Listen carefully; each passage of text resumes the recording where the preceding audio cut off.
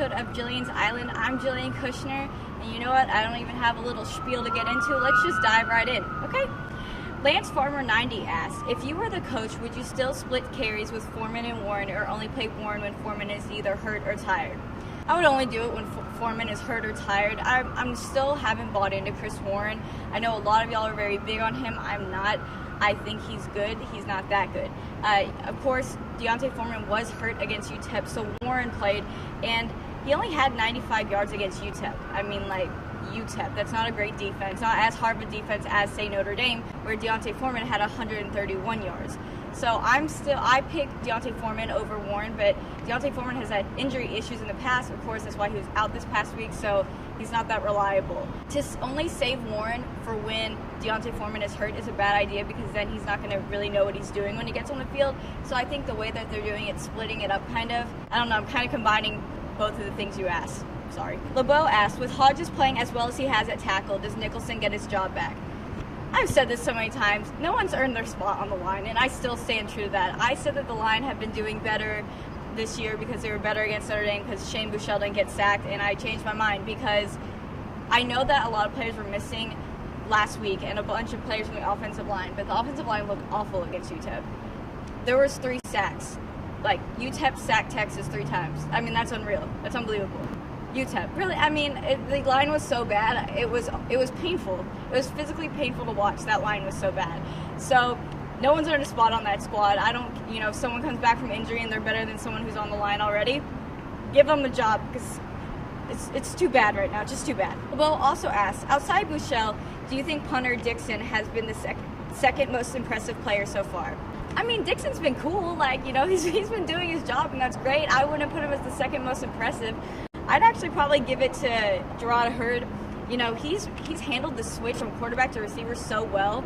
It's surprisingly weird how well he's handled it. I mean, he had spent all of camp at receiver. That was kind of halfway through. He had a great game against UTEP with 46 yards and 2 touchdowns. So, I mean, he's been pretty impressive. I've been very impressed by him. LeBeau also asked, are you surprised at Buechele's play so far? No, I mean, I saw how he was in the spring game, and I was kind of confident in him ever since. I think he's just been reaffirming what I already thought from the spring game. And another question from LeBeau, what do you think of the defensive tackle performance so far? Meh. The defense has not been good. The defense is, really not good. It's embarrassing how bad the defense has been.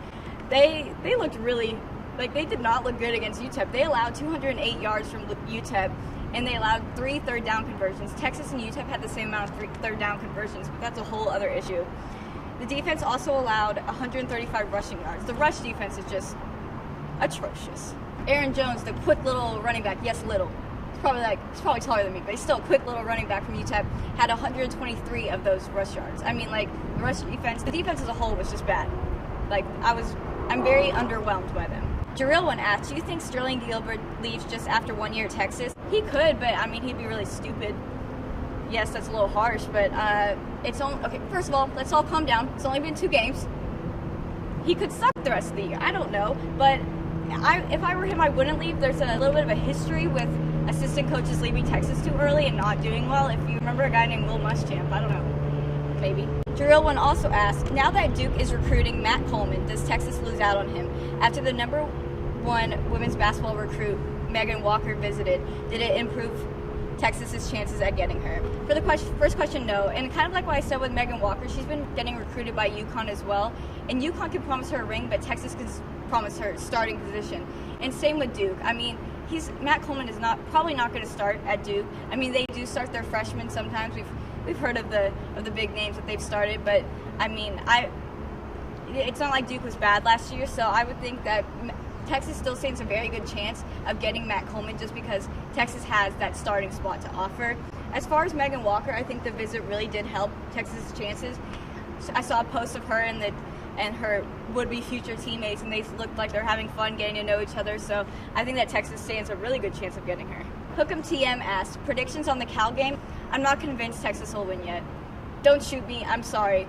It didn't go how I thought it would last year against Cal, so I'm not about to insult Cal because they surprised me last year. Although Cal lost to San Diego State last week, I still think that they played so well. I mean, the amount their quarterback is ridiculous. They had 604 yards and 40 points. They lost the game 45-40, but it was really, obviously very close and a very good game. So I'm not ruling Cal out. I think it's really going to come down to the wire. I think it's going to be a shootout. Really, it's going to be a high-scoring game. Like, I'd expect in the 40s for both teams. Hook'em TM also asked, do we hold Webb, the Cal quarterback, under 250 yards passing?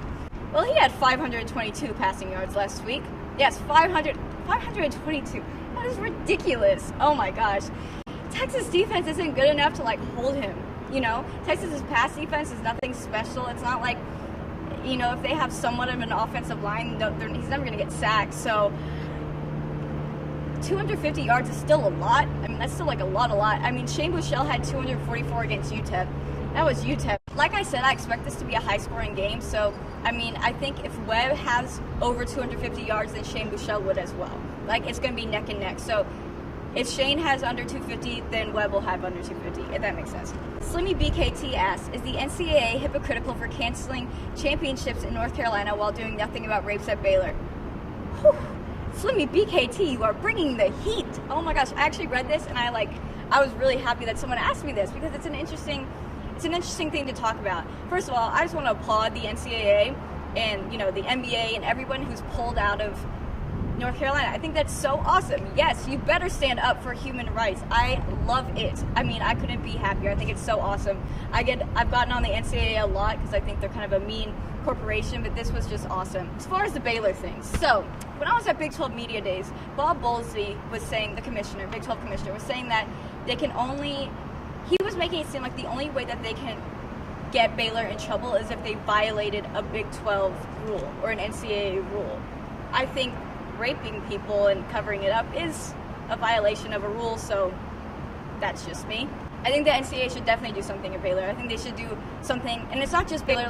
Never do I want to make it seem like Baylor's the only school doing this, because it's not. Maybe it's the only one we're hearing about, but it's not the only one that this is happening at, and I hope y'all know that. But I think all schools should be able to get in trouble for this. By not giving severe punishments is just helping the rape culture at these schools. It's still going to happen because, okay, they might get in trouble, but it's that might.